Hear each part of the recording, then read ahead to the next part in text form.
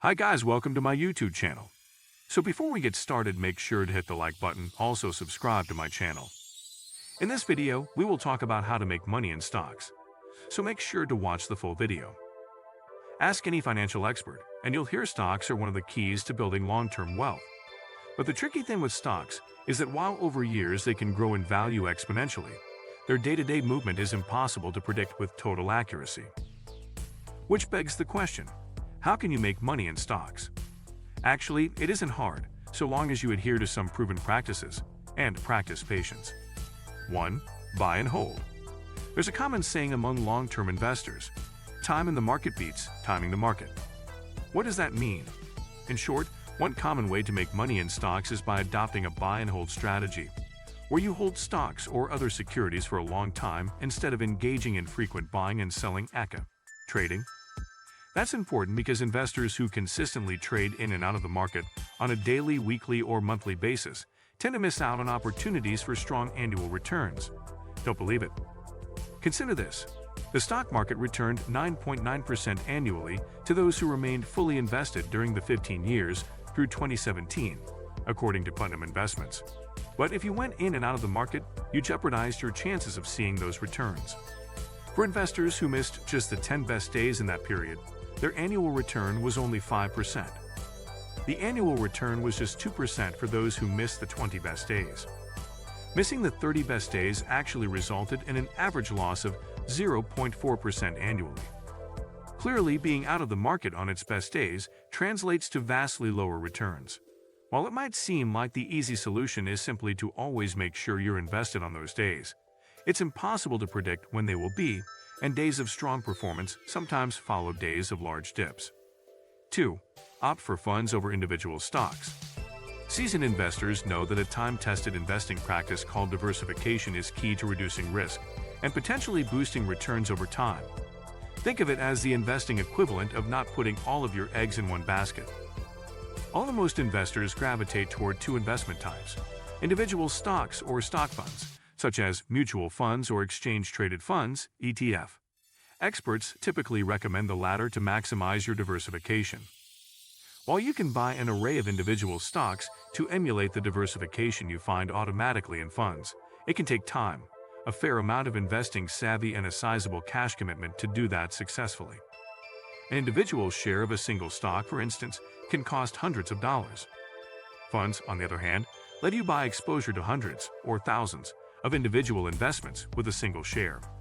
While everyone wants to throw all of their money into the next Apple, AAPL, or Tesla, TSLA, the simple fact is that most investors, including the professionals, don't have a strong track record of predicting which companies will deliver outsized returns.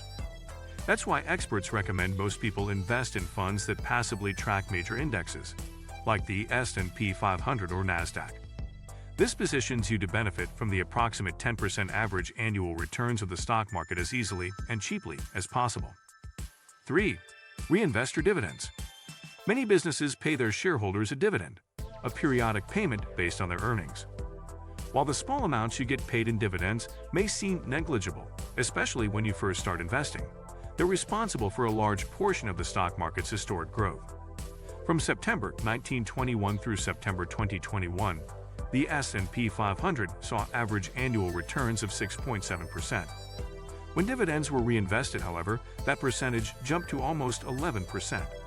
That's because each dividend you reinvest buys you more shares, which helps your earnings compound even faster. That enhanced compounding is why many financial advisors recommend long-term investors reinvest their dividends rather than spending them when they receive the payments.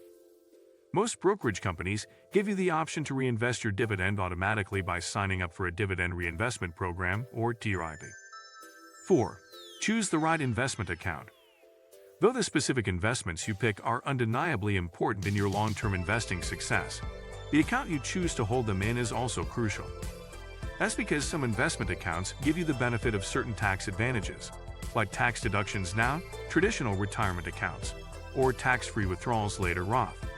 Whichever you choose, both also let you avoid paying taxes on any gains or income you receive while the money is held in the account.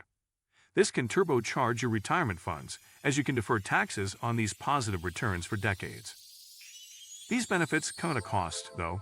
You generally cannot withdraw from retirement accounts like 400 and Onyx or individual retirement accounts (IRAs) before age 59 and a half without paying a 10% penalty as well as any taxes you owe.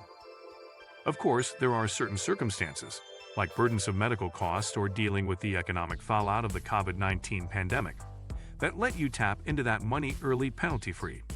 But the general rule of thumb is once you put your money into a tax-advantaged retirement account, you shouldn't touch it until you've reached retirement age. Meanwhile, plain old taxable investment accounts don't offer the same tax incentives but do let you take out your money whenever you want for whatever purpose. This lets you take advantage of certain strategies, like tax loss harvesting, that involve you turning your losing stocks into winners by selling them at a loss and getting a tax break on some of your gains. You can also contribute an unlimited amount of money to taxable accounts in a year. 400 and Onyx and IRAs have annual caps. All of this is to say, you need to invest in the right account to optimize your returns. Taxable accounts may be a good place to park your investments that typically lose less of their returns to taxes or for money that you need in the next few years or decade. Conversely, investments with the potential to lose more of their returns to taxes or those that you plan to hold for the very long term may be better suited for tax-advantaged accounts. What do you think of our video? Let me know in the comments section below. Before you go, please hit the like button and subscribe to my channel. Thanks for watching.